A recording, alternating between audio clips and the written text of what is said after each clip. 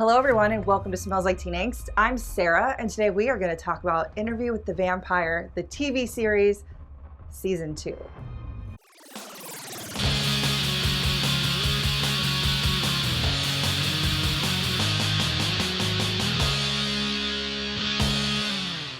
Now, if you watch my original Interview with the Vampire review for the new TV series on AMC Plus, you know I absolutely loved it. Yes, I am a book reader. Yes, I also enjoy the movie. That is wildly inaccurate. So as far as the accuracy issues and the changes that happen, get over it. That's all I have to say. Get over it and just enjoy it, because the first season is very much a telling of a lot of the story that we already know. It's not just the first book. So going into season 2, we still have some of that. However, it is filling in the blanks of what we don't know, because Interview with the Vampire, the book, is told through the eyes of Louis.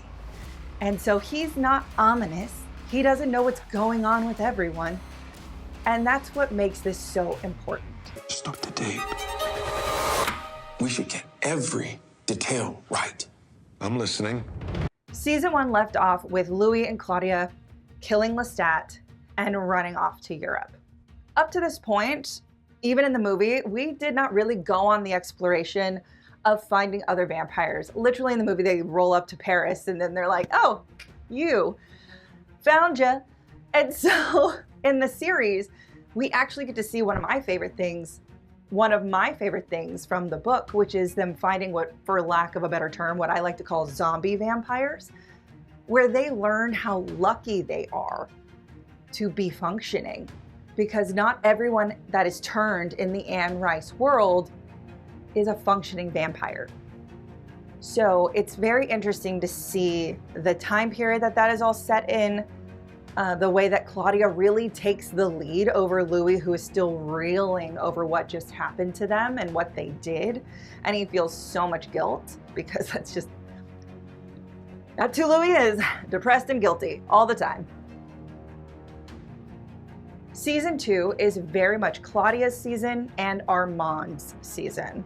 If you've read the book or seen the movie, you know while they're in Paris at the theater, Claudia just randomly shows up with a woman and is like, hi, I want her to be my mom.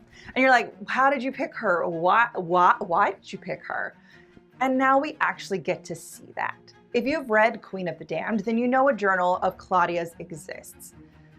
Please correct me if I'm wrong, but I do not remember actually ever reading a diary of Claudia's written by Anne Rice. Yes, there is like a graphic novel version, but that's not Anne's work.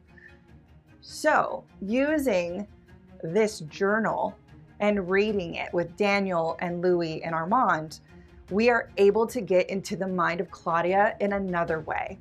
The use of it in the first season was great in order to get her POV on what it was like with Louis and Lestat. And now we get to see her inner thoughts while she and Louis are hunting the world, trying to find other vampires like them, what it was like when they did, what it's like for her in the theater, and what it's like for her to still feel so alone as a grown woman in a child's body. And bring the petite beauty. Ladies and gentlemen, welcome to the Théâtre des Vampires. We also get to spend so much more time with Armand in the theater of vampires and seeing how this coup really happens. We get to see Claudia's involvement in the theater. We really get to sit in this season and in this world and in these characters in a way that we were not able to before. And I love that, because I think when you're only telling a story through one person's perspective, a la Interview with the Vampire with a very depressed Louis who hates himself in his life, it's very colored in a way that is only through his lens.